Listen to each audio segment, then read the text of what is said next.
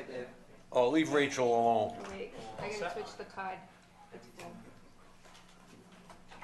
You know, why didn't you do that before you came I in? had to change the executive relationship to where it's on council. I didn't know what was This full. is Jay's drawing. See them all? You know how to put it in? I can send you a Is message. that the Italian way or Portuguese way? Portuguese way, that's why. That's why it won't work. Yeah, 5 bucks.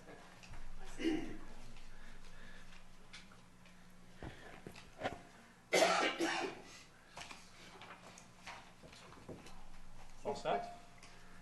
No. Yeah. Ready? Meeting called to order. Today is Tuesday, January 31st. It is now 6:55 p.m. Town Council meeting with the joint workshop with the West Warwick Town Council and Arctic Redevelopment Agency. Councilman Padula, Yeah. Councilman Licciardi, Yeah. Councilman Messia, Here. Council Vice President D'Amico, Yeah. Council President Goslin. Here. Arctic Village Development Agency Committee, Jack Lancelota, William Patnode, Mr. Patno called, said he had a family issue and could not make it. Robert Boyer, Here. Stan Tabak, and James Messia. There is a quorum on record. James Jay who? Marsh. Marsh, I'm sorry, what did I say, Messia? Guys, Portuguese. Sorry. guys starting to look a lot alike. Here. He's got too much hair. All right, just to give a brief history lesson. Before we can, I want to move the minutes to close the No, we do that at the next meeting, next council meeting. not this meeting. All right, just to give you a brief history lesson for the council members who are not on the council. So, about 6-8 months ago, the Arctic Village Redevelopment Agency came to us with a proposed ordinance. Majority was drafted by Nick Cambio, who's actually in the audience right now. It was brought back to the council. Council was working on it with Mark Carullo and the town manager going back and forth. It took some time to where the council got it where they wanted it to be, roughly, and then election time came. And as you can see, 3 of you are new and 3 have exited. So at that time, I think Mr. Cambio had meetings with each council member individually just to show him the ordinance, or give him a copy of his ordinance, and gave you that brief history lesson of what he was looking to do. So the just to give you a heads up, the Arctic Redevelopment Committee is basically its own board, council appointed, and they ultimately make the decisions. This ordinance that you have in front of you, whatever we do with this ordinance, we have no say. Once this ordinance is passed, they can do what they want to do. They can hire a developer, whatever it may be. So just to give you a heads up, when you're reading this, there's some important parts that I'd like to point out. And Mark and Nick, thank you. I know the 2 of you went back and forth for hours on end. The one thing that I wanted, I know the ordinance itself,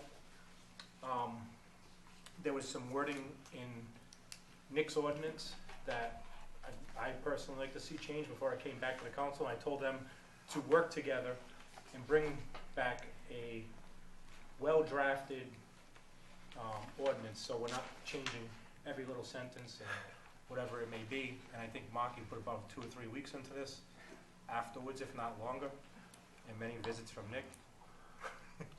And there's a couple of key things that I know I'd like to see.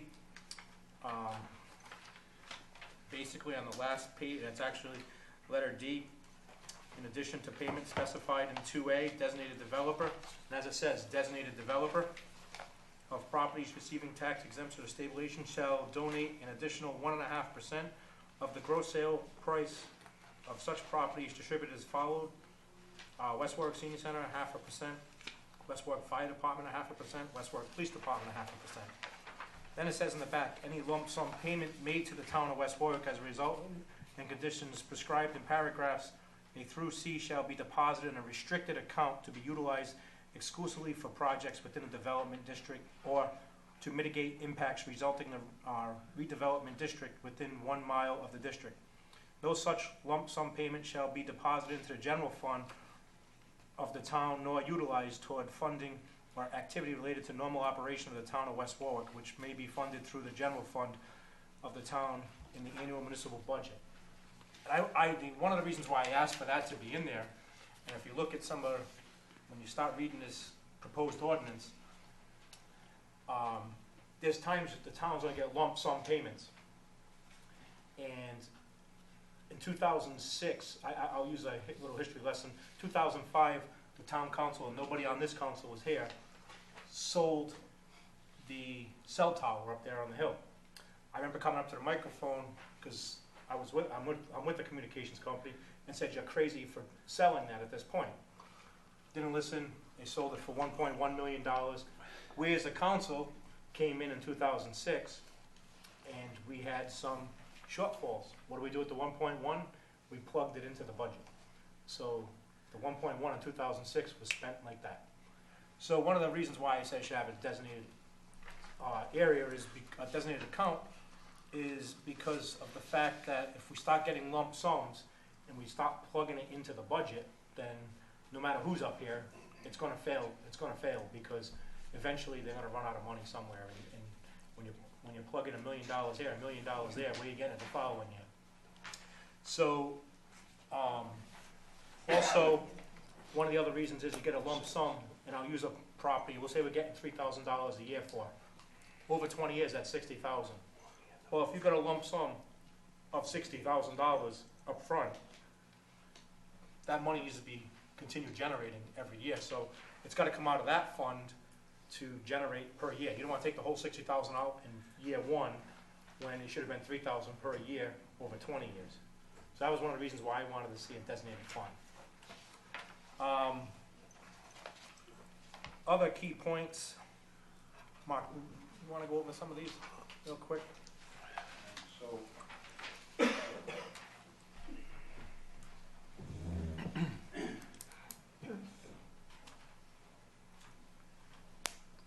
Dave, Mark, before you start, can I just correct you on something that you said?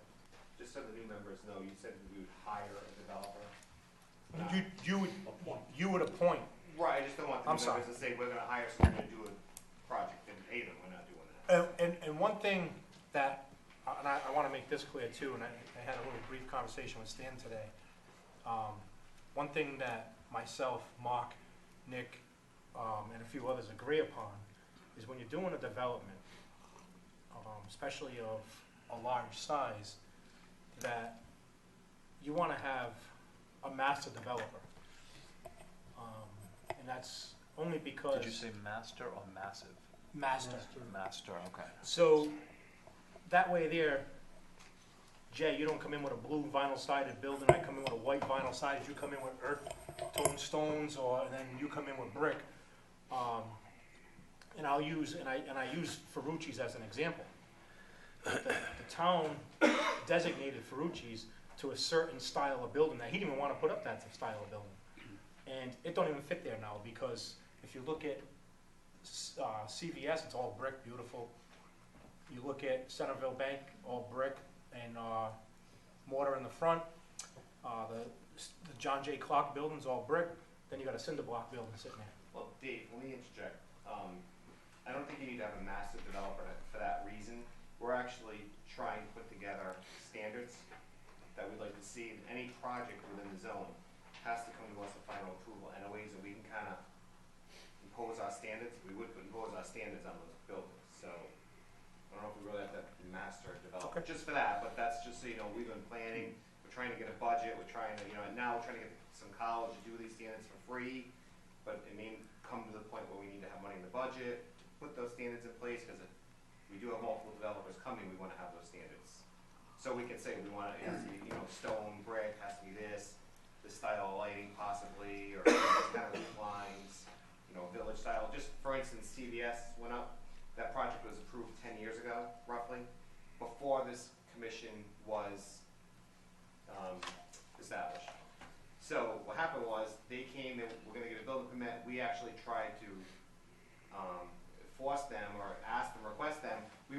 CVS, Mr. Boyer had lengthy meetings with the developer to try and go to a more village-style building, wood shingles, or some sort of not big box style, such as the one up in Gloucester on 44 there on the corner.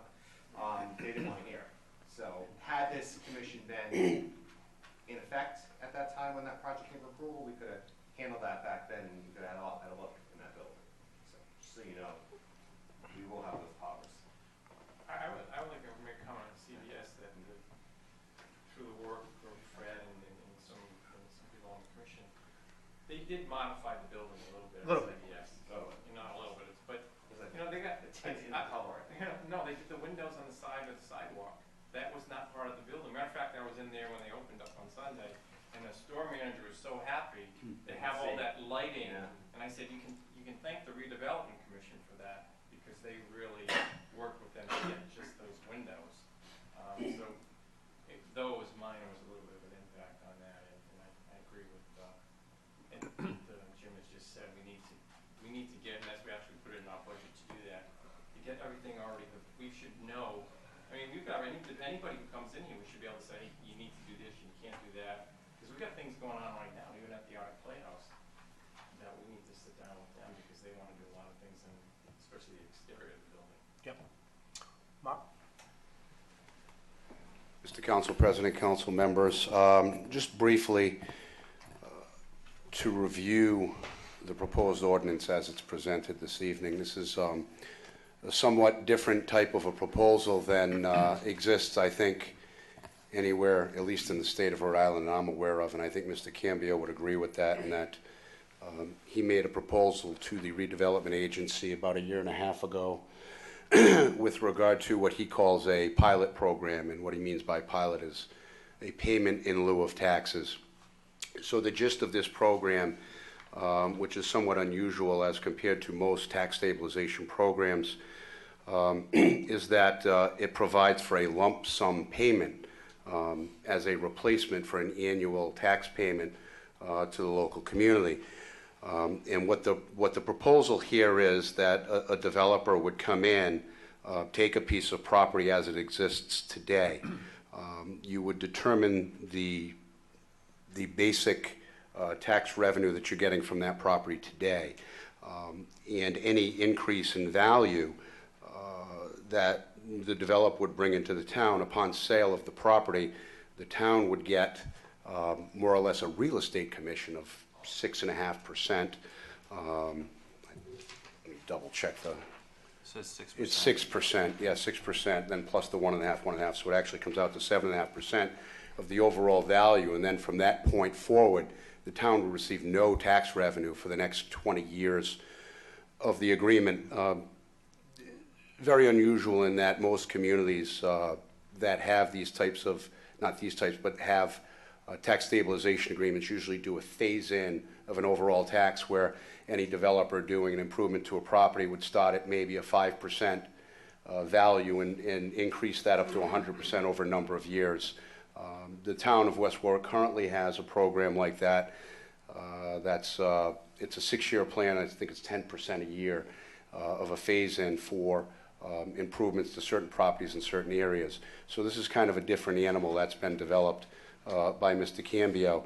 And as part of the discussion and at the direction of the council president, Mr. Cambio came in and spoke with me, and we went back and forth on multiple occasions. And, you know, in our discussion, as you talk about scenarios, I imagined a scenario where a property could actually perhaps return less than the value, you know, over the 20-year term, based on increased property values, increased tax rates, et cetera. So based on that conversation, we came to an understanding that it would be, the payment to the town would be the greater of. And so that the way that this is designed today is that any increase in value or any value that the town would be paid would be at least 125% of the existing value or the existing revenue that the town would get, or the 6% or 7.5% with the other factors calculated in, whichever is greater. Again, what I believe Mr. Cambio is looking for, and, you know, he can certainly come up and speak for himself, is the adoption of this tax stabilization agreement for Arctic, so that he can come in as a developer, start to acquire, improve market properties, sell those properties, and start to make payments to the town over time under the agreement. Some of the discussion that we had back and forth, and we talk about a designated developer, and Councilman Gosselin mentioned this issue before, is that the thought behind this from the developer and others is that coordinated development from a designated developer. In speaking with members of the redevelopment agency, there are different trains of thought there. Some believe we should have a designated developer for the whole district. Some think that we should have enter any developer who's coming in and design our own design standards. So that's kind of part of our conversation that we're having today. But for the benefit of the council tonight, the ordinance is basically a payment, one-time payment to the town based on sale of properties within the district. That payment is to go into a restricted account as this is structured so that it doesn't get used as a one-time payment to plug the budget. I think that in a nutshell gives you a brief overview of what the ordinance is here as it's presented this evening. And one of the other concerns, and I know Fred brought it up to me, and I think it's still a kind of a concern, is the revenue stream. And I know we brought this up the last time with the previous council, that I think it was one of my big quirks was if we're not having revenue for 20 years, and let's just say at the time we were talking about a possible bulldoze action, like taking whole blocks at a time and starting fresh. I wanted to know where that revenue was coming from at the time. So, That'd be eminent domain. no, if the developer bought, like, I'll use Crawford Street, there's 3 empty lots there in the Hong Kong, the old J.J. Newberry building, and the old Holmes Jewelers building. So, developer comes in and buys all those properties. Oh, I'm sorry, buys it, right. Boom, collapses them down, starts fresh. Right now, let's say we're collecting $20,000 in that block. Do we stop collecting the $20,000? Well, this, as of right now, until the project is complete, we'd still be paying taxes on that property until the project is complete according to this ordinance. But the other concern is in 20 years, who's gonna maintain that money? And how's it gonna be maintained, which would be the designated account, but that would be definitely a finance burden per se, because you have to keep track of what's what and what's going on in there at all times. So, and like Mark said, there's easier ways out there. I know Stan talked to me today about tax freeze, 20-year tax freeze or a 10-year tax freeze, but then you also look at what you can have is, like we did with Royal Mills or whoever else, they come in, they're paying 40% of their taxes and they pay 10% each year up to 6 or 10 years. I think Royal Mills was a 10-year deal, not a 6-year. But who did we just do a 6-year? Was it with RT Noons? Yeah, we did one with Noons, we did one with Camp Bow Wow, we did one Camp Bow with Wow. Express Sweeping. And some of the questions that I know from the board, which was a little different to me, was this was somewhat brought back to us 6-8 months ago from the board to take action on it. But some feel that we might not even need this ordinance in place. Just so it's up to us as a council what we want to do. Can I ask a question? How was the 20 years arrived at? Was that an arbitrary number, or was it a discussion that went back and forth? I'm sure for the developer, the longer the better. It was So 25 to start. Was it Councilman, 25? the answer to your question is yes and no. At the beginning of this process, it was determined both by the agency and the town council at the time that enabling legislation was necessary through the state to allow the town council to create a tax stabilization ordinance for Arctic in any community in the state. The state basically, the local community is a creature of the state. The state creates a local community, and the state gives the local community the power. And West Warwick did not have, at that time, the authority to create a tax stabilization ordinance for Arctic. So as part of that negotiated process between the local community and the legislature, the 20 years became a creature of that. I think it did start at 25 years at one point. And then as part of that negotiation, there was a discussion anywhere between 5 years and 25 years. So I think the 20-year number was arrived at as part of that negotiation. It was part of it was looking at what other communities have been authorized to do. And I think the average authorization, if I recall correctly, Councilman, was around 15 years. So West Warwick is actually on the high end, some of them are around 10 years. So that was a negotiated proposal, and yes, it is somewhat arbitrary in that someone decided, yeah, 20 years is what West Warwick should get. That was done at the legislature. So that's where the 20 years came from. So that 20 years... So this isn't a number that... That's not a number that we arrived at. That's a number that's been dictated to us through enabling legislation from the state. Mark, let me just expand. I think what we saw was, Just stand up, I'm because sorry, if my memory in case serves me anybody's correct, listening. I think it seemed like the towns that were more, that needed more help got more. So I think Central Falls was 25%. What was the other one? Woonsocket. Woonsocket. Woonsocket, yeah, Are there 4 other towns? Distressed communities. the distress. How many towns are involved in the? I think Warwick's got How- a 6 or 7. is Oh, you're talking about the meds You have to or be- You have to be. Or redevelopment deemed authorities in a general. distressed community. Right. Okay. And once you're deemed a distressed community, you can have actual different types of stabilizations, tax programs, something to lure business to your Mhm. particular municipality. So the ultimate goal, and I know something needs to be done, I don't know what, but, one of the things that was brought up with this ordinance is what types of businesses will come in. And obviously it'd be businesses with high tangible taxes, whether it's vehicle, whether it's x-ray machines, whether it's, MRI machines or anything like that. So obviously medical fields, and anybody who has high tangible taxes would want to move into these areas because, let's face it, if I can save $50,000-$60,000 a year of operation, I'll probably move to that area. Again, that's one of the aspects of it, and I look at it as, if you get certain businesses that come in, and I know I talked to Stan about this, you start bringing in the medical facilities, Thunder Mist and other medical facilities throughout.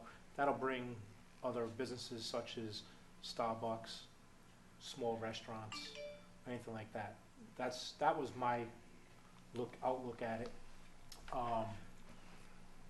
But that's why I wanted it before the council and let the council discuss it with the board and see which way we want to go.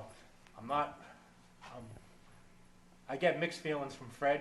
I am not sure Not mixed. exactly where I know I've had a conversation today, and some people say you're for it. I don't know, you're not for it. So give me your... I can give you it in a nutshell. I mean, I think we need an ordinance to give tools to the redevelopment authority to incentivize development in Arctic. Absolutely. What I'm not for, and I mentioned this the last time this came before the council, is any kind of exclusive deal for a single developer. I think that's really bad business. I've seen examples throughout the state where that has failed miserably, where developers have then taken control over a whole area, and even when they're not doing anything, any other developer that wants to come in has to go through them, and it becomes a deterrent to development, and I don't want to see that, and that wasn't the intent of the proposal initially. I think that what we have before us here is overly prescriptive, that basically what you should be doing is giving the redevelopment authority a range of possibilities to which they can negotiate with individual developers based upon a project. So to Sliding use the scale. Crawford Street example that you gave, if they were going to develop that whole block, and that's a $20 million project, $30 million project, then 20 years might be a reasonable time frame to talk about. But if someone's taking down the Holmes building and they're going to put up a building there, and it might be a $5 million project, then no, it shouldn't be a 20-year time frame. It should be maybe 10-year phase in. And I think I brought that up the last time, that I used a scenario of CVS versus Friendly Cab. You know, if I wanna put a cab stand back up in the corner of Arctic here, and I'm putting a 20 by 20 building with a barber shop on the side and a cab stand on the other side, I put up a $250,000 building. I'm getting the same tax incentive as CVS just put a $2 million building over there.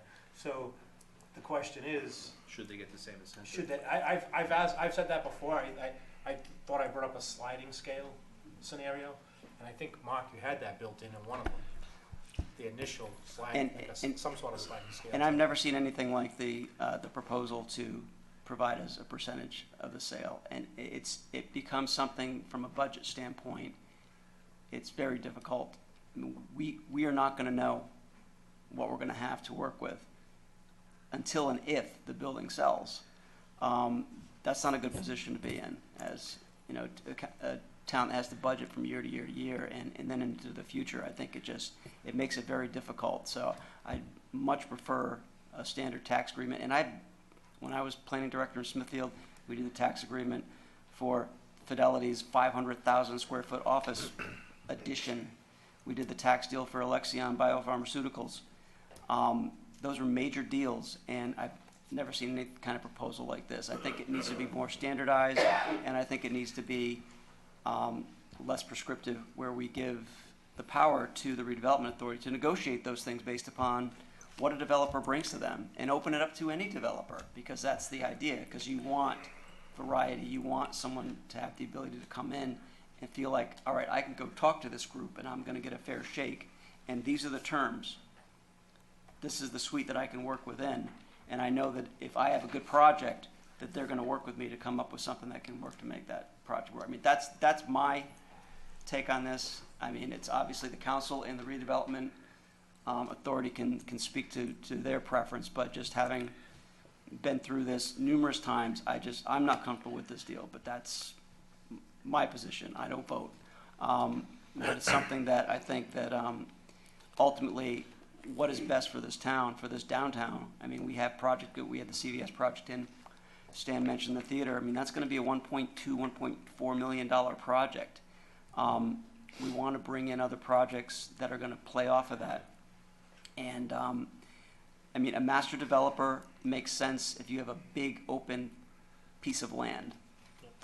When you're talking about a lot here, 2 lots there, 3 lots there, I'm not sure if that's the best model to use.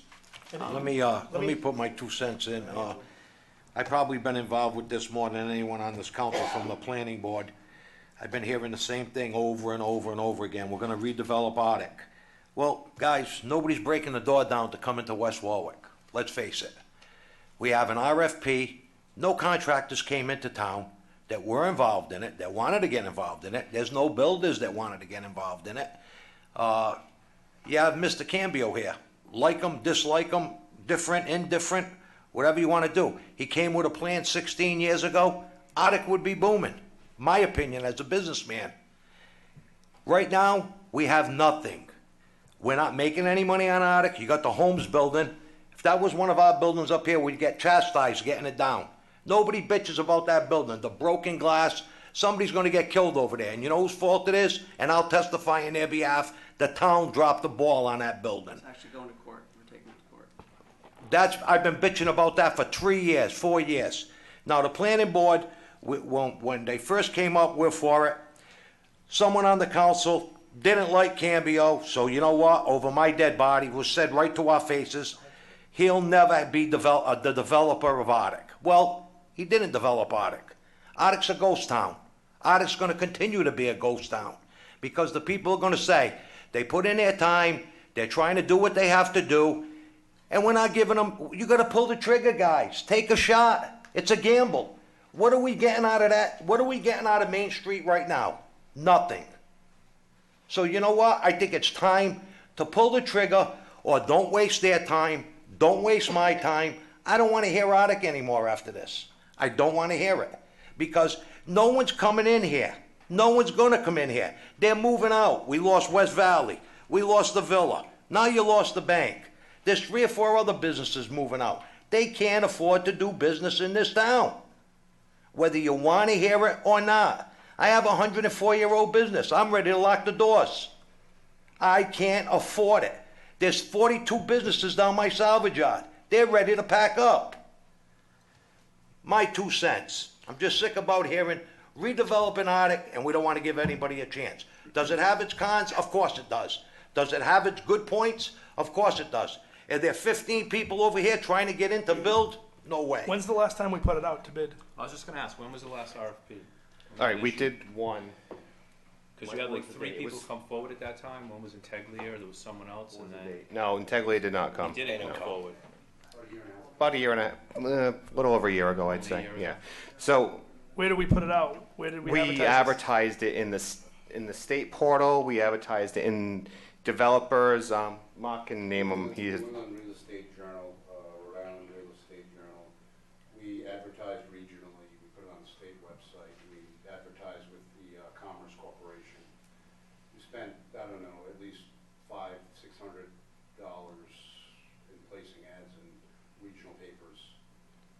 About reaching out to the local newspapers, the news station, anything. And I just want to make something clear. Who came through at that point? Mr. Cambio. That was it? That's it. That was it. So here's the thing. What we're going to say is whether you do the specific Mr. Marsh, Jim can I Marsh. ask you a question? Yeah, Have you guys chosen or appointed a designated developer? we have not. No. Here's the problem. Here's what. What's Mr. Cambio's role in all this then? Mr. Cambio is the one that brought this ordinance forward through us. And then what we said is, well, this is beyond we're not financially making decisions here. That would be for the council, so we passed it on you for opinion and for you to act on it. So I think basically tonight, we need to come up with something. Well, not tonight, but if you don't act on this and you have to tweak it, or we have to sit down again and come up with something, but we need tools. Right now we have about, Mr. Cambio is heavily, he's met with us about 3 or 4 times. He has shown a lot of interest, but we have a couple other developers that we may want to talk to at some point. We want a tool. We want a tool to go to them and say, they're going to say to us, so what do you have? We're going to be like, well, we want to say we have this. We want to have something in our hand, like you said about the tangibles, to come in. We need something. Otherwise, we're just going to keep spinning our wheels. So we need to act, whether it be this or something else. I just implore you to please, we need to act on something at some point quickly. Can I add something? Sure. I don't mean to cut you off. I agree with everything Angelo's saying as far as like the frustration and we need to do something. I just want to say that I am concerned about an exclusive developer. That does concern me to some degree. But the other part of it is nothing's happening. What do you have? So Well, nothing's happening, but if that somebody has to starts be building, considered. isn't that going to build up interest with other developers? Somebody takes one block. That's what we're hoping. I mean, if Mr. Cambio did the post office here, I mean, how great would that be? But if I mean, you make it exclusive, you eliminate all the other possibilities. I agree. The board's not asking for that tonight. The board's not asking for that. We're here to advocate. We need something. We need a tool. Whether this be it, we can sit down again. We can have another, come up with something else, tweak it a little bit. Mr. Cambio is the one that came forward with this. He's the only one. He's here tonight. He's developed before. Why, I don't know. I wouldn't be here. See you later, guys. Yeah, I'd just like to make a comment quickly about the fact that nothing's been done here. For one, I disagree with that. CVS, that development, they've just invested millions of dollars into that project, and they're looking at the rest of that site. And in fact, they're looking across the river, that developer, at other possible areas that they can develop as part of that to expand that whole process. Centerville Bank just invested tens of millions of dollars into their block and really improved the way Main Street is looking right now with that project as they complete that. And they're investing in downtown to the point where they're creating a whole new commercial and residential loan office with more employees that will be here on a daily basis. And now you have Arctic Theater that just got a $300,000 loan from the Rhode Island Arts Council to redo the Mastros building. That's a starting point, but that's gonna be a $1.4 million project. Nothing happened before, quite frankly, and I told the council when I was planner, because this Arctic Med Zone project was rolled out poorly. It wasn't done. It didn't follow state law. It wasn't done in the way that it should have done with respect to public outreach and all the things that needed to be done. We did that now. We did an Arctic redevelopment strategy. We spent 2 years, brought in a Boston consultant.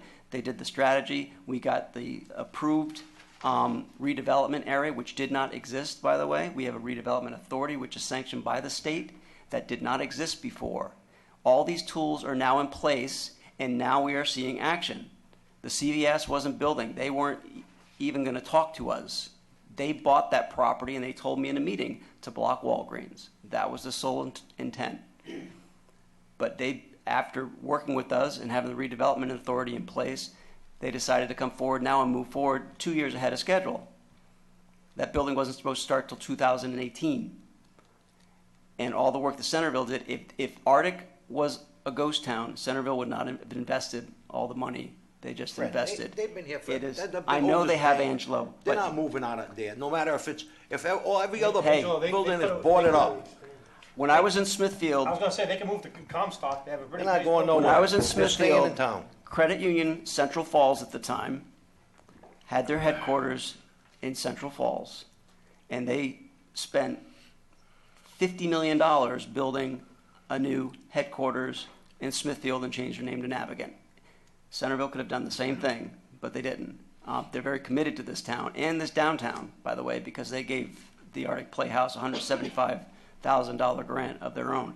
All I'm saying is that things are moving now, and what I don't want to do is create a hindrance by putting something that is going to cause blocks to developers that want to come in here, because we are getting the questions from developers. We are speaking with developers. Long since that RFP went out, we probably need to do that again.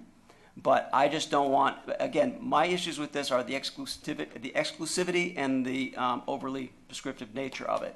I don't think we should tell anybody what they need to get. I think we should give them a range in different areas, give them the tools to do their job, sit down and negotiate with developers. If Mr. Cambio wants to develop 10 projects in town, that's awesome. We can go from that range that's here, negotiate project to project with him, and get it done. I have no issue with Mr. Cambio does great developments. His projects are extremely well built. I have no issue with that at all. What I have an issue with is the way this is done, and it's going to prevent other developers from coming in, and we're just now getting to the point where everything's in place now, and it does take years to do it right. But we've done it right. I don't want to see you get messed up now. One thing I want to make clear, and Mark was at the table along with Nick Cambio, I want to make it clear that I don't care about the developer. I want what's right for West Warwick, and I've made that clear. Whether it's Nick Cambio, whether it's That's what everybody wants. Toll Brothers, whether it's whoever it may be, the Especially developer, people who own a lot of I property. want what's right for West Warwick, not what's, I think I put it to somebody at this table that some people eating caviar while we're eating Cocoa Puffs. So I don't care as far as what they have for money and development. I want what's right for West Warwick. I get the generic ones, chocolate balls. So, and again, that's why I know each and every one of you have been talked to. I said I bring it up. I wanted something very well written before we went any further. I didn't want because the initial ordinance, I could tell you that there would have been a ton of changes because that was exclusive. From the sounds of it, the board, and I did make that very clear to Nick in our meeting with Mark, that just because it says designated developer or developers, they get to choose, not the council. They're the board that decides who develops and who doesn't. If you decide that you're going to make one master developer, that's up to you. It's whatever ordinance we put into place that gives you the tools. I'm not sure we can stop anybody from developing at this point. I think if somebody comes in, they have to come in front of us. We have to basically approve their plan. I think for us to deny somebody, there'd have to be some sort of a unknown. Contract with somebody else. There'd be a real problem. I think they'd have to come in, abide by our standards. It's, That's the question I have It's- for the it- solicitor. it's If- happened, in Well, I was Warwick. gonna say, if they give an exclusive developer, and Nick, I'm just using you because you're in the room, if it goes to Nick Cambio as the exclusive developer, CVS wants to knock down the old school and put up a building there, they can't go ahead and develop, they have to go through Nick? It depends on the terms of the deal, but what they did for the train station downtown in Warwick, for that whole train station development, they hired a master developer, and then they kind of sat on it for years. And when people did finally come forward and wanted to build things, because of the agreement that was in place, everybody had to go through that developer, and it stopped them from getting anything done. But ultimately, the private master developer cannot take on the authority of the municipality or its Correct. board. It's all about the contract that's signed with That them. ends up in court, you're violating the contracts clause of the Constitution. So that would be like appointing Mark Carullo as an independent, non-municipal, non-state entity, and he gets to approve everything. Now, you guys go in and say, we want to put up a Dell's Lemonade.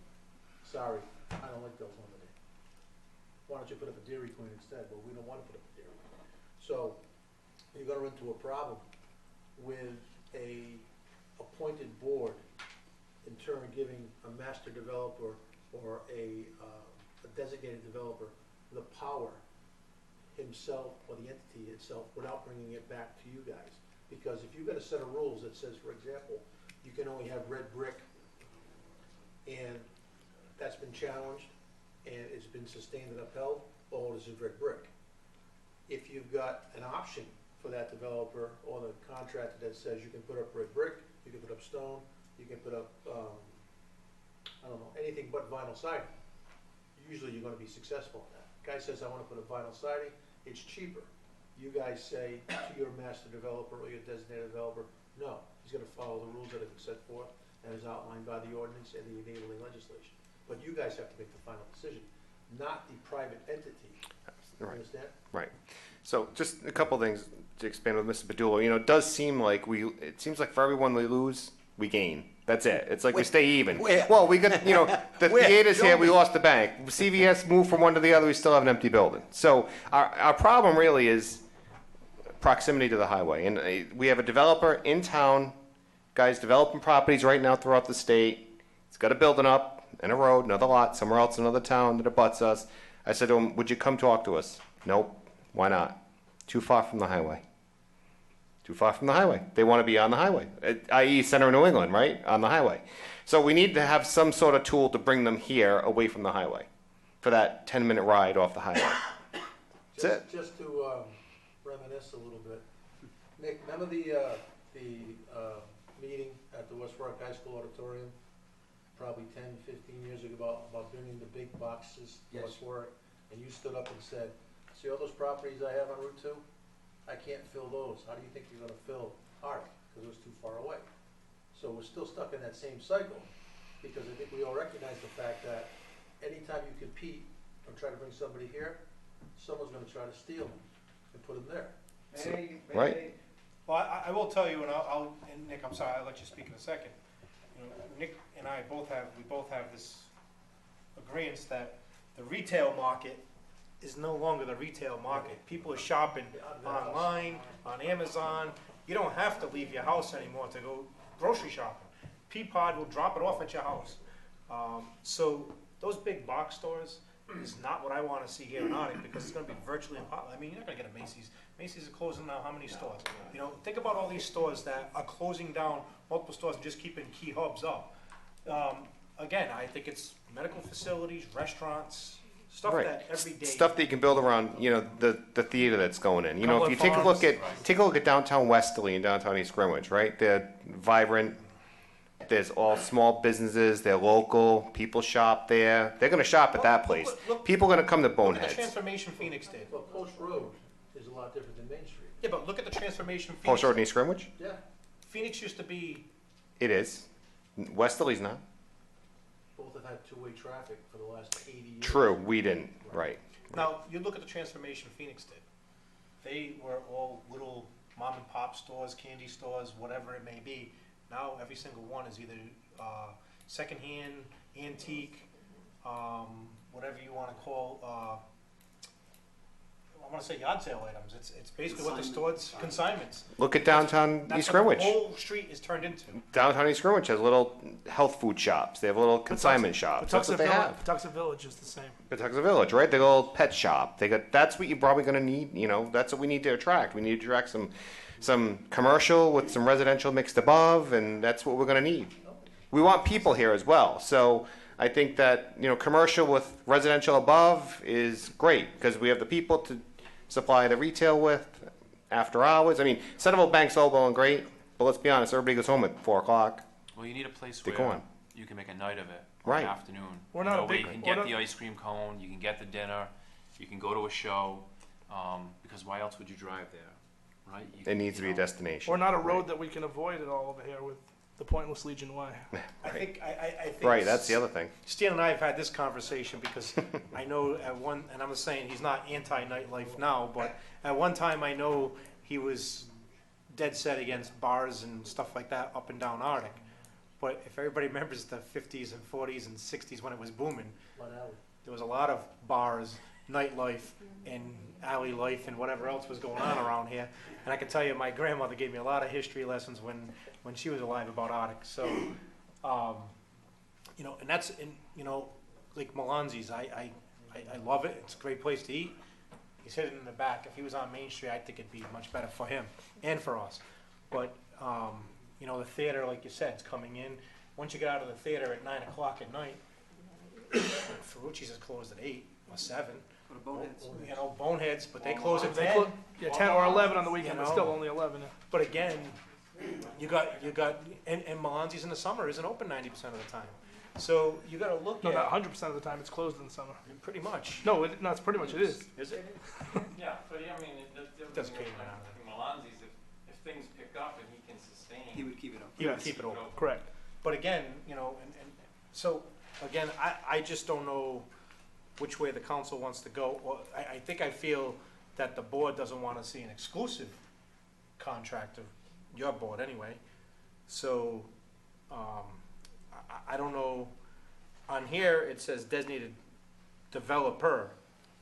Now, I don't know if I should say designated developers. You're not comfortable with the lump sum type of agreement. Nick, did you want to speak? Could I speak first? Sure, whoever. Somewhere along the line, we've got off track here. There's more things involved with a developer, designated developer, master developer. I deal with a lot of developers, okay? And no one's coming to us, Lord. See, I totally disagree with Fred. CVS was here. They upgraded themselves. The playoffs was a great thing. A great thing. It can attract. Who's it going to attract? The attraction isn't just for the playhouse. It's for stores that would want to come in here. Now, the toughest thing to do with national chains is to get them to agree to a lease. The designated developer, that's the key. And John hit on it. First of all, I want to congratulate the 3 newcomers to the council because they believe in themselves. A lot of people thought that they wouldn't go anywhere, and they're here. They actually have a majority on the council. Having said that, congratulations. But your designated developer can reach out. I mean, you look at all the big stores are downsizing. Okay, Walmart, Home Depot, all of them. So you need somebody who can reach out, can pick up the phone, and you don't talk to the outfit. You talk to a designated man who handles different national firms. And that's the guy you want dealing for you. Now, you're worried about if he's gonna be a developer or what? That's what you have the agency for. That designated developer will attract people, get people that wanna come into Arctic. And then, Can I I interrupt for 1 minute and ask Go a ahead. question? Is there a difference between someone who's designated and someone who's exclusive? I really can't answer you, John. But regardless of that, however legally, you have to have someone in charge of putting everything together, coming up with a master plan and so forth. That's the guy you want. What does he do? He gets, let's use names, Kmart with Walmart, he gets them interested. He brings them in. They wanna put up something that, naturally we would like it, but let's say they come up with something we don't like. The agency is in charge, the developer isn't in charge. All he does is he's a magnet, Didn't we just say that the big stores didn't want to come to Arctic, though? please. Didn't we just say a few minutes ago that the big stores wouldn't want to come to Arctic away from Bald Hill You Road? know- I'm just using that as an example. I'll use an example. I have 2 stores that are looking to come into my ward. I'm not gonna share their names right now, but I have 2 stores within 1,000 feet apart that basically are coming into West Warwick. When people say, and that's why when somebody says nobody's coming to West Warwick to develop, there are people who are coming, it's just not as fast as some people want it to be. That's the key. We'll find out budget time how much growth we That's got, the- so we can take care of these taxes. We'll be fine with that, Angelo, that's budget time, but I'm saying, like, 2 on Main Street, 2 stores within 1,000 feet apart. And I think they're coming before zoning and planning within the next month. I mean, they're very aggressive right now, and, you know, but they're not here in the Arctic district, but they're right outside of Arctic. Timing is the key. I mean, you can develop Arctic for a long period of time, or you can put it together and get it moving all together. Don't forget, it's like a magnet. If one store knows someone's coming in here, you know how they like to be together? Look at the drugstores. They want to be next to each other. Well, you know, Arctic is, maybe I'm gonna go a little bit outside the box here, because we have a very key piece of property that is centrally localized to 95, and that's Murphy Highway. Everybody thought the casino in God's Land was coming in there. And nothing's been developed there. Rachel, can you call Grandma, please? She's calling me. See, check her Grandma. Nobody has really tried to market that area as much as we are trying to do Arctic right now. And I agree with Fred that there's a lot of potential here in Arctic, but maybe we're overlooking a lot of other potential areas in town also. You know, that's just me, you know. Just so you realize it, there isn't that much land in the industrial park to develop. There really isn't. You've got a tremendous amount of wetlands. But anyway, Route 2 was all wetlands at one time, and guess what? I can tell you Well, Sam's Club maybe now with Trump, we'll get rid of the EPA, we'll have some. I can more tell you to- right now, Sam's Club was on a wetland. Home Depot was around wetlands. That was all developed Built in properly. swamps, Sears, they built that in a swamp, that's what caused all the flooding. just so you know that DEM is changing their regulations. They're dirty. Make them worse. So Mr. Boyer, The, can I ask you a quick question? go ahead. So what, just for me to get this straight, if we went with one developer, like let's say, I'm comparing this to like a general contract, it's their job to bring businesses in, but they can't make any moves unless they go before the board. That's the way it's set up. And if That's the correct. board says no, similar to like us, then it's no. And they can give recommendations to that developer, correct? Yeah, right, you're right, but it would have to really be something radical for, I think, the board to say no. This ordinance doesn't state it that way. This Okay. ordinance says, once they designate a developer, that developer is the only one who gets these perks. Yeah, but he's got no authority. No. No, These perks, You'd have to. mean everything that the tax agreement, so. Of what the designated developer can and cannot do. But it's just for this area, correct? You're worried about. We're just talking about this area. Yeah, hard to- Okay. You're worried about one man controlling it.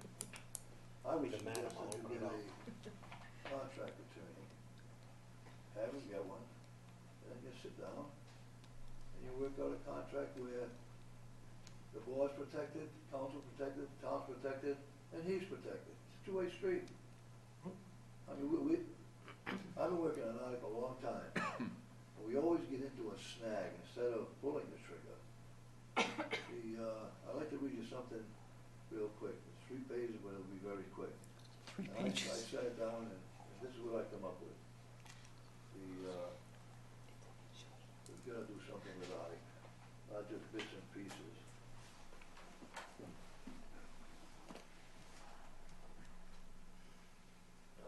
I've been working with Mark and Cambio and whoever. I met individually with the 3 new council people, and I was sort of impressed. But I read the Cecil report this week, over the weekend. We are losing tax dollars because of no activity. Everybody knows that. It's a no-brainer. We have the tools, and either we are afraid to use them, or we don't know how. Opportunity keeps passing us by. I place the responsibility on the 3 new councilmen. They appear to have some vision. They ran. That's big. They had the foresight to run to be elected. That should be one of their goals. The state legislature approved the tax incentive law for West Warwick last June. Nothing has happened. We must react and get something going. These are notes I write to myself, by the way. We have a successful developer willing to move on Ike. I hope personal animosities aren't involved. In business, you rely on other people's strength. Do not miss this opportunity. And I always try to work off people's strength. I mean, I like some of the things they do or whatever, but if you work off their strength, you learn something, plus you move ahead. Now, Cambio. I have never worked for Cambio, and I'm not sure if we would get along anyway. The 2 office buildings, he owns 2 large office buildings. The Shannis building he owns, he's got tenants. He owns a car dealership. He's got a large warehouse in the rear, an equipment building. He owns the old post office. I mean, this guy's been in town a long time. The med zone legislation. That didn't fail because of the legislation, it failed because of the council. That's why it failed. It was ready to go. The gazebo. I was in charge of that committee to build a gazebo. Naturally, we didn't have enough money to build a gazebo, just a structure. I didn't know the guy, I wanted to see him, I said, you're in town? I'd like you to help us out at the gazebo. I wanted to put up 1 wall in the front and all that. He came down, he looked at it, he says, I'll do it, but you gotta promise me one thing. And I said, what was that? He said, you don't bother me. I said, fine. He said, the only thing you have to do is buy cobblestone. I'll put the cobblestone in, I'll landscape, I'll buy all the. He spent $100,000. Never asked for a penny. I think that's a good person in town. The Arctic Village revitalization legislation. His attorneys, along with Mark, that came to be Joe Chikachi. The agency did everything right, by the way, in getting the legislation and so forth. And by the way, the legislation was passed the last night, 12 minutes after midnight. And I want to thank Adam Satchel. He's the one, and Pat Stripper. But Adam Satchel is the one that got it going because we couldn't get it going through the House. We went back door, we had the Senate approve first, which is a rarity, and then we went to the House. And this ordinance that we're trying to get was held up by Pat Morgan and Jared Nunes. They delayed it. They came up with a plan that was a joke.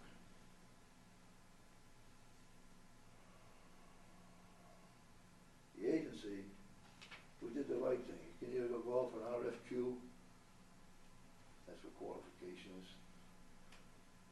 someone answered the RFQ, and they're already qualified as far, so we decided to go for RFP. We thought that, it would get quite a few people, but, one of the demographics in West Warwick are piss poor, excuse the language, but they're poor.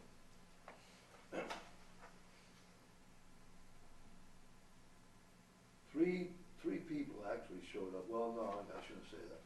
Indeglia was going to, he called at the last minute and said that he was loaded up with work, so he was bowing out. There were a couple of people from Boston in the audience, they preferred not to say anything. Cameo got up, made a presentation, which I thought was pretty good.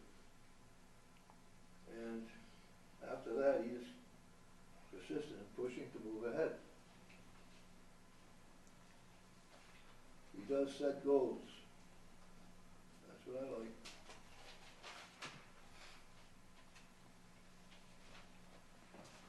Which one of you don't know Cambio's sites when you drive by it? It's almost like a rubber stamp. His landscaping is out of this world. The projects speak for themselves. I think the contract attorney is probably something we seriously have to consider. Set up a game plan, make sure both parties agree, in writing or whatever, and try to move ahead. Now, the thing that's come up a few times, I think one of the new council people brought it up. We don't know what the market's gonna bear, okay? We don't know, we'll get anybody. But we should have, I'm gonna call it a trial run.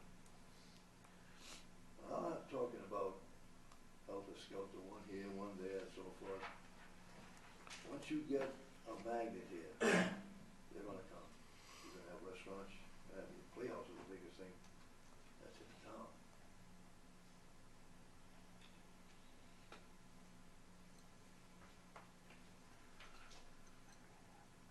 I wrote this down, take it what it's worth. It says, the three new councilmen, now they must pay back to the townspeople so we can make an economic recovery. One more thing, fellas. I read the Seacoast Group study, and I found it very interesting. They have, I think everybody should read it. They have a number of buildings that are vacant, and No, I got some messages. it's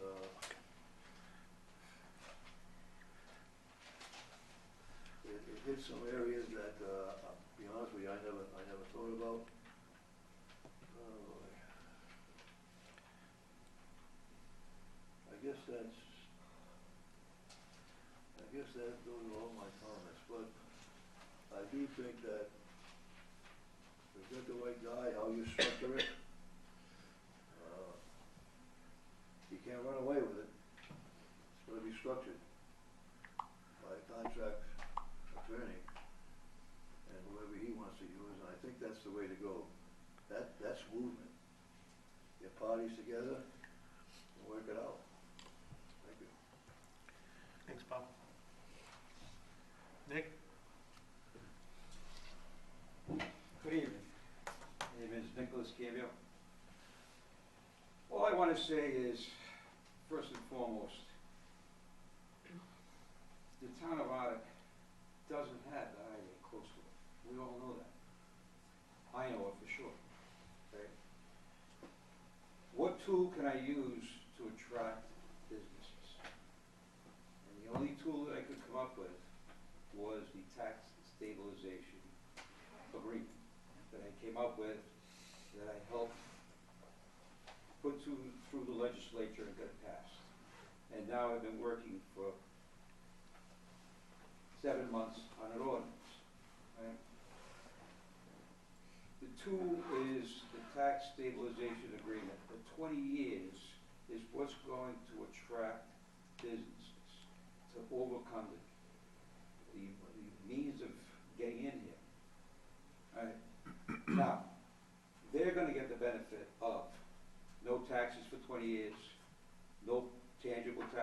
20 years, no FF&E for 20 years, and no motor vehicle excise tax for 20 years. Not me, the tenant. I, on the other hand, right, am going to pay the town of West Warwick from the time I buy the property, which I have to buy it before I can get a tax stabilization agreement, right? Pay the taxes on it. Then, the first thing I'm gonna do is solicit with the tool being the tax stabilization agreement, right? Tenants. Who am I gonna solicit? Office, retail, service businesses, and residential, to bring in a higher demographic, right? So,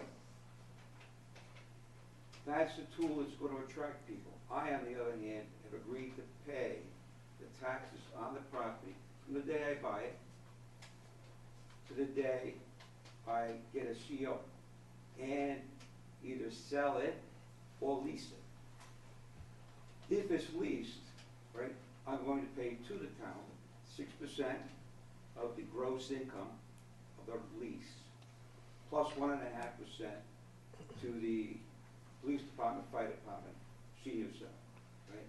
A total of 7.5%. Once the property's sold, the payment that I made from the income gets deducted from the gross sale price, right? And the town gets a total of 7.5%, right? So the town never loses any money. And I've also agreed that I will pay a minimum of 125% of what the town would have collected. So the town keeps gaining and gaining and the last thing we want, or I want, and the town would want, is to lose money. The first thing the town should want, and I want, is for the town to make money. And make more than they would have made had things stayed status quo. Now, just as an example, you got the Arctic Mill right around the corner here. That property's paying the town $50,000 a year. 20 years, the town gets $1 million. My goal, if I were to be able to purchase it, then come in and get a building permit and get it approved and make sure the zoning and everything's correct, build condominium development, right? Those condominiums would generate $250,000 to $300,000 on a sale. And the absorption rate, in my opinion, would be somewhere between 3 and 5 years. Over that 3 and 5 year period, town could collect somewhere between $4 to $5 million. Would the town rather get $4 to $5 million over 3 to 5 years, or $1 million over 20? I think that's a simple answer, right? But this isn't going to happen overnight. This could take years and years and years. First, I have to buy the property. If someone don't want to sell it, the last thing I want, and I don't want to get involved in the town taking it by eminent domain. I don't want that, right? If a person wants to sell it, right, at a price that they're happy with and I'm happy with, then I'll buy it. Then I'll either remodel it or knock it down and rebuild something, right? Pursuant to control. Want to have control over what's going to happen. And the fifth whereas on page 1, I'd like to see if you would allow me to read it. Is that okay, Mr. Yep. Whereas uncoordinated development and/or redevelopment in the area can create significant issues and potential problems if infrastructure, logistics, availability of utilities, water availability, volume and pressure, sewer allocation and flow, drainage, parking availability, building styles and designs, development density, and construction timing are not properly coordinated. A designated developer with a staff possessing the skills and experience in real estate development, including but not limited to tenant mix and land uses, historic preservation, Rhode Island Department of Environmental Management and Wetlands Guidelines, signage control and traffic patterns and flow is necessary to harmonize redevelopment. Right? I wanna be a designated developer, right? And once I get designated, I gotta go and buy the property first, right? I can't just go say, give it to me. People don't want to get paid, so it takes a long process and a slow process.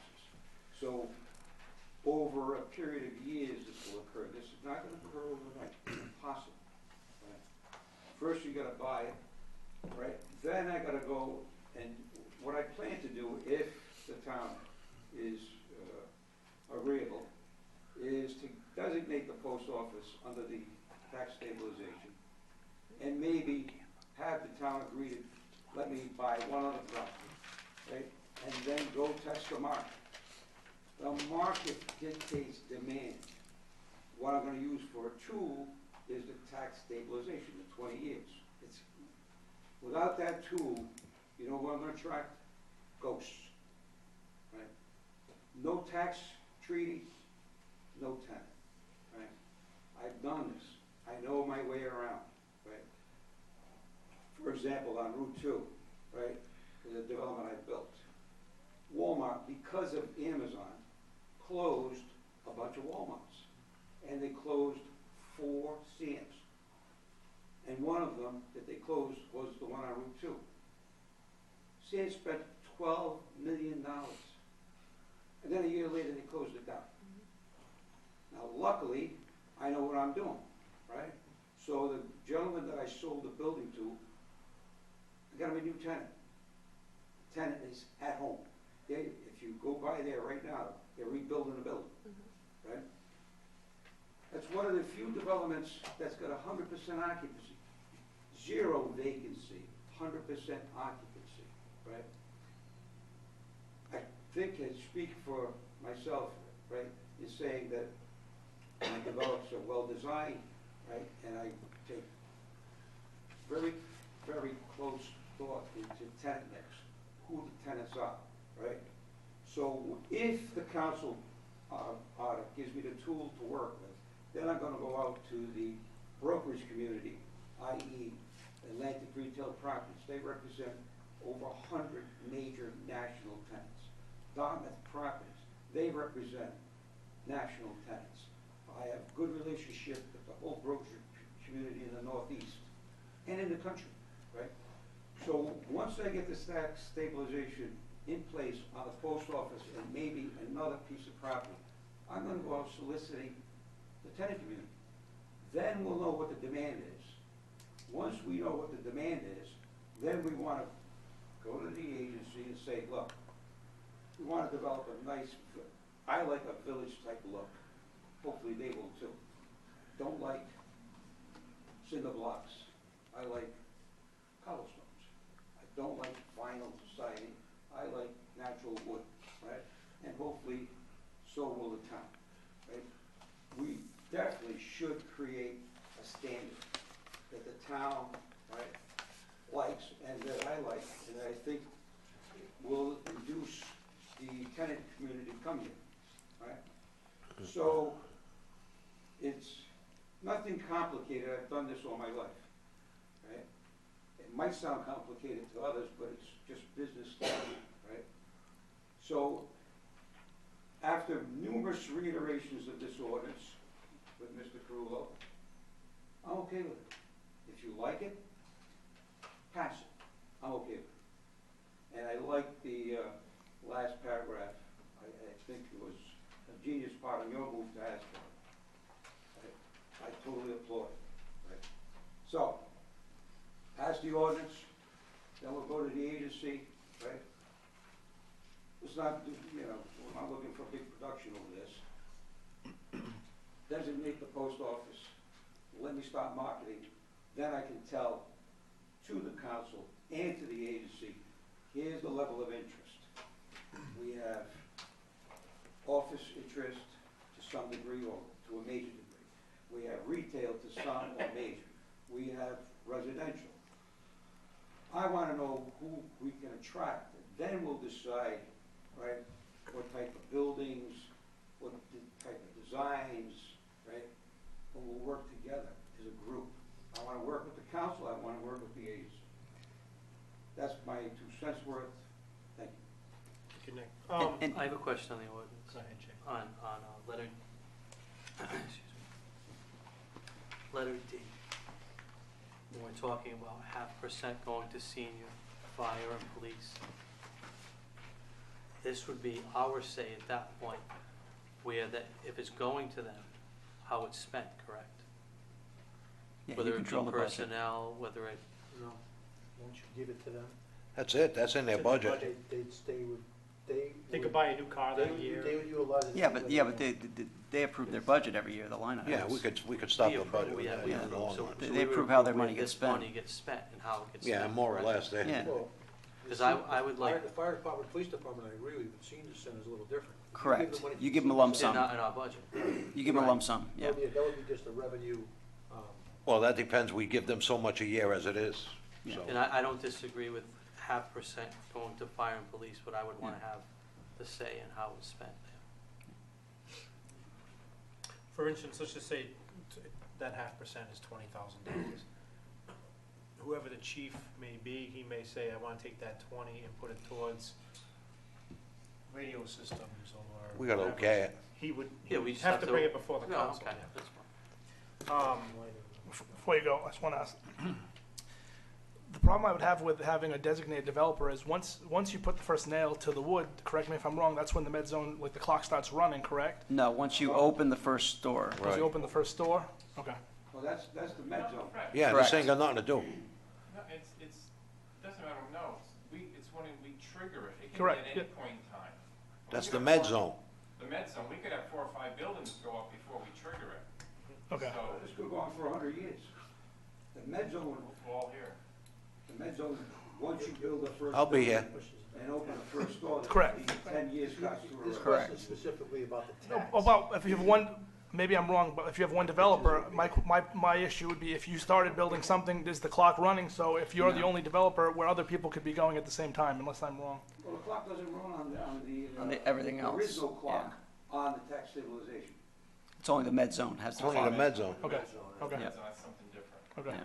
But Fred, my understanding is we can, I would think the agency would trigger that when we feel it's the appropriate time to trigger the med zone. Well, if you have a retailer that's gone through all the steps, followed all the rules per the regulation to come in and apply for that credit, yes, you would have to approve it and then the clock If starts. that's part of the agreement, Correct. correct. But To your point, it's like if we don't have enough activity going on. Exactly, yes. If this project, okay, we triggered it now, but our activity's so slow, the benefit of the med zone is gonna be. Correct. completed So if you within had one multiple person. developers. you would all have re- to make it very clear to that developer going in that you weren't gonna activate it. They weren't gonna be eligible until a certain Well, threshold we is can- reached. We can define this. Let me ask this question. I know, Nick, you and I have gone back and forth, but I want to bring it up before the council.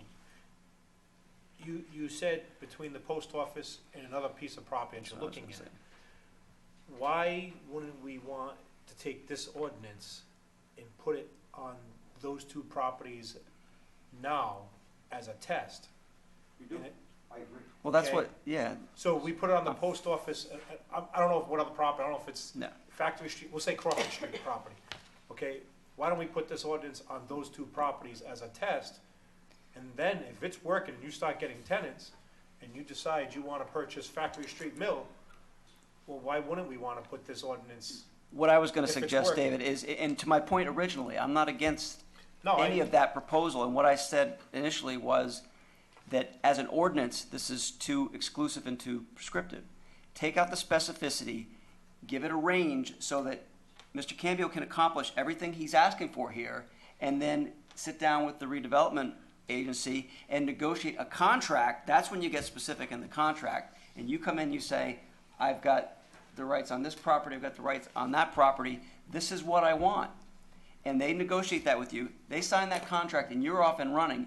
And if in the meantime you go, this is gonna go, I'm gonna go get those 2 properties too, and you come back to them and you work out a similar agreement based upon, but the ordinance needs to be general enough so that if he comes in the next time, wants to tweak it some, they have that flexibility without coming back. And if somebody else comes in across town and says, look, I just want to tear down the Holmes building and put something up. I want something in this range. I don't want everything he's So- got. So, That's all I'm saying. well, I'm also looking for his protection also, don't take it, I mean, Sure. trust me, I want West Warwick to flourish, but if it's not gonna, if this is something that we pass and it doesn't work and it's a failure after bat, Well, no. we'll know, Well, no. you know, and let's face it, the post office has been vacant for, what, 15 years now, 10, 15 years? Yes. A little better than that. It's probably due to be developed, and, you know, I've been in other properties of yours on Quaker Lane that I see what your vision is there, and I think it's gonna work very well over there, and, you know, and if that's the vision you have over here, that's the vision, but I'd like to see it working before we say, okay, we're gonna designate one person for every project, and we have 2 failed projects. Why would he wanna get involved if it don't work? That's what I mean. You I agree. just So, thought of it wrong. Fred, what is it that you wanna see out of this ordinance? I don't believe an ordinance should be a development agreement, which is what this is moving towards. A development agreement should be a development agreement. An ordinance should give the authority the powers they need to create the development agreement that Mr. Cambio is asking for. So that gives generalized ranges and tools that they can utilize to make the agreement that he needs to make happen, and, or less, if a development's smaller. Well, do you wanna have it exocentric to the developer or exocentric to the property? Because if a property comes in that you don't wanna develop, let's say, I don't know, Legion Way. if another developer came in and said he wants to develop it under the guidelines set forth by you guys with your, planned development, would that developer be prohibited from doing it?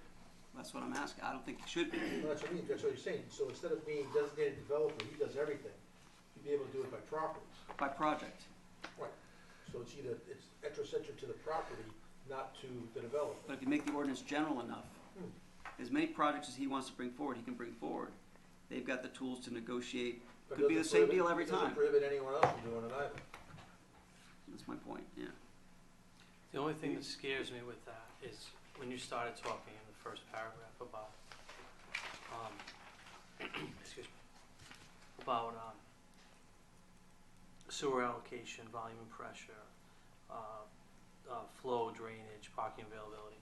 If we have multiple developers, and I'm not saying it has to be Mr. Cambio, but if we have multiple developers and they're butting heads, or they're doing something wrong, then who is in charge? They still go to the redevelopment. Well, the correct? town manager's still in charge along with Mark Carulli. Well, they still gotta go through zoning and planning. Yeah. I mean, they're gonna watch out, they gotta get all the approvals. Okay. If I may, what you Yeah. would want, or should want, is to have the developer pay for and be responsible for sewer improvement, water improvement, and traffic improvement. What you don't want, right, is for me to get tax stabilization agreement, pay the town 6.5% or 7.5%, and then the town turns around and spends it for infrastructure, right? Right. The town wants to make money, right? That's its first and foremost, is to rebuild the town and not lose money in the process, but make money, right? So, that's why you need someone, right, that can say, look, we're gonna turn this area into residential, this area into retail, that area into office, and we're gonna need, this much additional sewer flow, or this much additional water volume, or we're gonna have to take care of this much more drainage, impervious area, and all that stuff, right? If you have 10 different guys doing it, you're gonna have a mess, right? My goal is to have the town run the show, but not have the town not have the town spend money, have the developer, me, or someone else. But there's a whole lot of people that, right, aren't gonna wanna take the time, the effort, and the investment.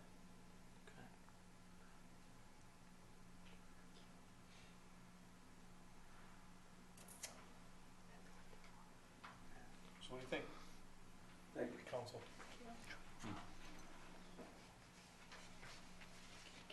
Fred, you should be no ordinance, there'd be tools in place. No, I believe there has to be an ordinance. What type of ordinance? An ordinance that gives, like I was stating before, gives them a range of tools up to the extent that Mr. Cambio is asking for, so that they can have the authority to do that, but also so that they could go less. Because right now, this says the developer comes in and this is what they're gonna get. That's not a good position to put them in, because now they gotta give that to every developer. Or, in this case, to every project, if they pick one developer, every project's gonna get the same deal. It should be something that they get to negotiate based upon the investment that's being made, upon the value that's being created, to say, yeah, we're gonna go to the max on this one, because this is an important deal. And I'm fine with, for the first one or two, to show that this works. If they wanna go to the max, great, go to the max. But there's gotta be a point where they've gotta have the ability to look at what's happening and make adjustments along the way, whereas the way this is set up, it's one size fits all, or one size fits one in this case, and I just think you need more flexibility. That's why we created a redevelopment authority, so that we had somebody that's able to vet these projects as they come in, and these are open meetings, and anybody can come, you know, and state their case and talk about the projects. So, I mean, so that's my only point. I would like to see, I think it makes more, I'd be interested in hearing from the authority as well, more on that, and what they're really looking for, because what we had discussed early on is not what this is. This is not what when we first gave you an ordinance, this is not what it was. It's different. Yeah, and This is council changed it. We changed it. Oh, yeah, you changed it. The first time, and then this has Right. been, the way it was re-proposed to the new council members was the very first ordinance before we changed it. So it reverted all the way back to square one again. But again, this is not what we Nick? grew up with, you guys. If I may, let's pull the trigger on, call it whatever you wanna call it, 2 parcels of land, period. great. That's it. I have no problem with that. This way, we don't have to go crazy, it's not for every developer on earth, it's not for every. But wouldn't this ordinance affect everything though? No. Just 2. So, He owns one of them. hold on, one at a time. If I may, just 2, so I can run the test. Once I run the test, then we can discuss, this is what happened, this is who came, this is the level of interest. Let's write the ordinance. Do you own 2 parcels of I own the post office, and, no, I do not own anything else within the zone. I'll go out and find a piece, right, that you're happy with, right? I'll have the town say, yes, we like the piece that you're looking at, or no, we don't. Right now, post office is absolutely 1, right? All I'm saying is give me 2, right? 1 for sure, and 1 that you will approve. Player to be named later. What's that? A player to be named later. Yes. That Mark? could be Fred, done you're in okay with that? agreement With Fred. You don't even have to go through you guys. Well, I'd They rather have go to go through with them. the agency and the council to get the benefit. So what I'm suggesting is that as a test run for 2 properties, that the language that is in this draft ordinance can be tailored just for you for those 2 particular properties. I was just gonna say, what we would do at this You point, don't have to go through the Arctic redevelopment, you No, go through the town. they still need. well, they still need to go through the Arctic Because the redevelopment. state So law says what they I can. would say on this proposed ordinance, you'd have to put the wording in, what number Main Street is that? Post office? 1198. So 11, you'd have to put in 1190 Main Street and Because he already 1, owns it. It's his so you'd property. have to put that in this ordinance. Now, Correct. this ordinance would be, at that point, exclusively to Nick Cambio Can I- as a test. I'm sure he's not You gonna can't do that. let somebody Guys, develop his guys, post office. You cannot draft an ordinance, a law, for 1 person. Well, that's why I'm asking. It has to be an agreement. That's a development agreement. It's a development which is agreement. What I've been saying. Mr. Cambio already owns the property, and it's the property that he's going to obtain. It's already his property. So instead of coming to the town saying, I want a tax stabilization agreement where I'm not gonna, pay taxes or 100% of taxes for the first year, 2 years, 3 years, he's offered up something different. So you can't make it an ordinance, because then you're gonna all. No, you'd have to make it an agreement just like we did with. Make it an agreement on the post office and 1 other piece, Exactly. that they have the authority to say yes or no. But the point I I'm mean, trying what's to get so hard that we're not comprehending this? Because He you- owns the property. Right. He wants to try it. He Right. wants to go buy another piece of property. Give him the blessing. Let's get out of here. I mean, Jesus Christ, how stupid can we be? This is actually, there's two things there, there's two phases. The first thing is, what Jim asked initially is, we want an ordinance to give us a tool to talk to developers in addition to all the other things that we have in a little box. We actually offered to Mr. Cambio several times, you want this plan? Do you want to make it specific to the post office? Bring it to us and we'll bring it to the council. We already had that on the table with him. You didn't have to do all of this. It was already on the table. We already offered it to him. If you want to do specifically one or two things, we were willing to take that to you and say, yeah, see what you can do with it. But the thing that we're asking for here tonight is what Jim said earlier, which is separate to this, is we need an ordinance, and the one that we gave up to you, I don't know, 2 months ago or 3 months ago, before the elections, that gave us the flexibility that Fred was talking about. It gave us a range from 10 to 20 years. We freeze the appraisal on the property once the development started. It was a little bit, it's quite a bit different than this. This is very different. But we did give him an opportunity. If you want to do that, it makes sense, let's try it. We're very open to Yeah, so, I mean, basically, I would say that, So we have the tool ordinance already drawn up. we need to just tweak to give the flexibility for them to do what he wants. So at In a that development point, agreement. if we give them that tool ordinance that was drawn up to the previous council, we can go into reading with that. Mr. Cambio can go forth with the agency. I think that with needs this to be proposal, tweaked, not because as an he's got ordinance. some more specifications that I don't think that would allow. So we'd have to tweak that so that what he's asking for can be allowed, and I'm fine with that for, a couple of properties, so we can prove.